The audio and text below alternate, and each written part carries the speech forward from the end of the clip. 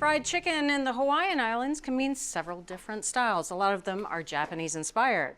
There's mochiko, which takes chicken and it marinates it in a batter of egg and sweet rice flour. And then there's katsu style. You take chicken and you dredge it in panko breadcrumbs.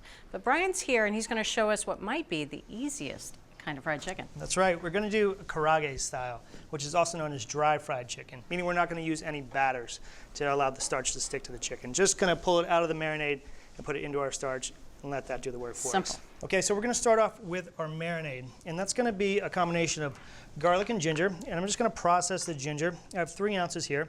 We just want to cut that into 1/2-inch coins, and there's no need to peel this ginger because it's going to be processed into such small pieces it won't even be noticeable on the chicken. I like it already, very easy. So for garlic cloves, we remove the root end because it's a little bit woody, and if that sticks on the chicken, you'll definitely be able to feel that. Okay, we're going to combine the garlic and the ginger in the food processor, and we're going to process it for 15 seconds until it's finely chopped. Okay, that's nicely chopped. Just take a whiff of that. And we're going to add that to our marinade. Now, I've got 1 cup of water here, and the reason why we have the water in there is because if we just marinated it in soy sauce alone, it'd make the chicken too salty. So the water's there to kind of temper the marinade a little. So that's our garlic ginger mixture. Now to that, we're going to add 1/2 cup of soy sauce, 3 tablespoons of light brown sugar, and 1 tablespoon of toasted sesame oil for that deep sesame flavor. So we'll just whisk this together. Okay, so that simple marinade is done. Now we're going to talk about the chicken here. We're going to opt for chicken thighs. It's typically when this recipe is made in Hawaii, they use dark meat chicken because it tends to stay moist during frying. If you use breast meat, it tends to dry out. Sure. So when you have a boneless thigh, usually on the side there's a little piece of fat. You can just remove that. And then we're going to cut the chicken in half crosswise. And crosswise in this situation means that we're cutting it against the length. The last piece goes in the marinade. And we just want to press this down to make sure the chicken is fully submerged in the marinade. And now we're going to cover this chicken with plastic wrap and let it sit in the refrigerator for at least 1 hour or up to 3 hours. After 3 hours, it gets to be a little bit too salty and a little too pungent. Okay.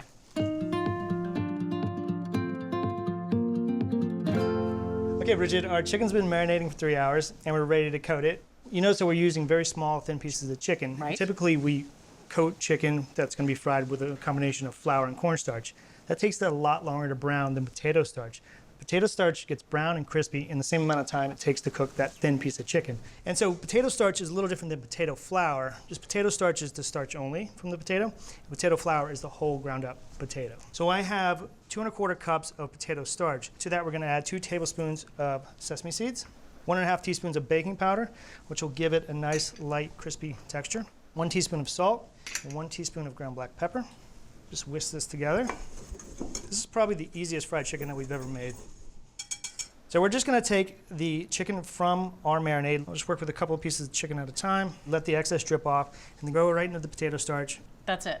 That's it. There's no egg, dredging. Don't even have to cook it at this point. Dip it. Yeah. It's all done. It really is amazing. And place it on the sheet pan. So I've lined this sheet pan with a little bit of parchment papers to make it easier to clean up at the end.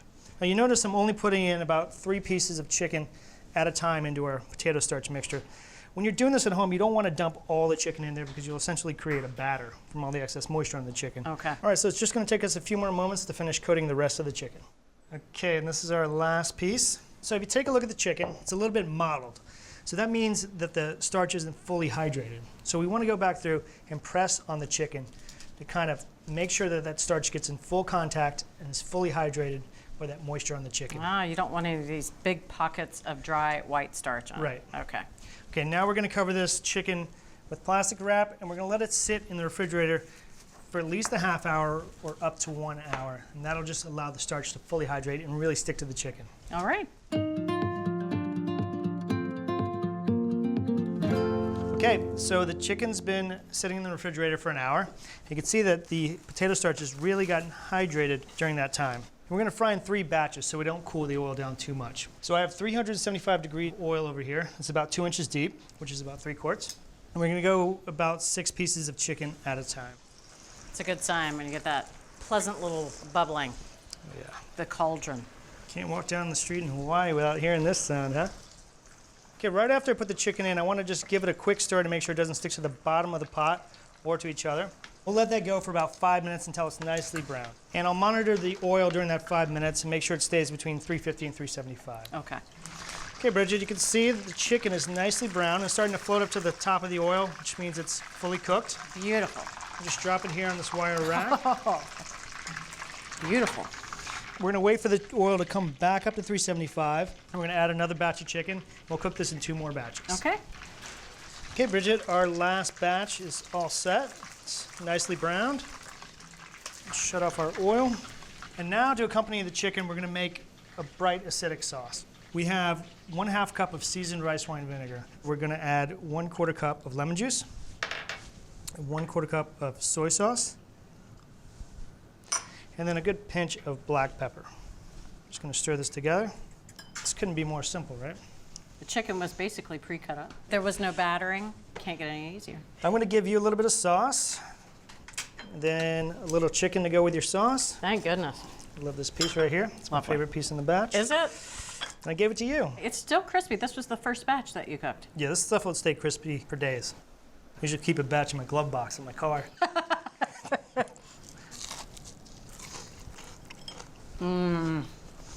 Noisy fried chicken is the best fried chicken. I can't hear you. Oh. Exactly. Super crisp, light as air. Yeah, you could really pick up on those notes of ginger and garlic and the sesame seeds. Yeah, little hits of sesame. This potato starch makes me reconsider every fried chicken recipe Yeah? I've ever made. And the sauce, love it. No, this is easy and excellent. Thank you. Thank you, Bryan. Well, this great chicken recipe starts with a marinade of processed ginger and garlic, water, soy sauce, brown sugar, and toasted sesame oil. Trim and have boneless chicken thighs submerged in the marinade and refrigerate. Make a coating with potato starch, sesame seeds, baking powder, and seasonings. Dredge the chicken in the mixture and press the coating onto the chicken so it's nice and even. Refrigerate for an hour, then fry in 3 batches until cooked through. Make a dipping sauce with rice vinegar, soy sauce, lemon juice, and serve it all together. So from Cook's Country via the Aloha State, it's Hawaiian fried chicken. Mahalo. Moana. And Moana. Thanks for watching Cook's Country from America's Test Kitchen. So what'd you think? Leave a comment and let us know which recipes you're excited to make, or just say hi. Now you can find links to today's recipes and reviews in the video description. And don't forget to subscribe to our channel. See you later. Alligator.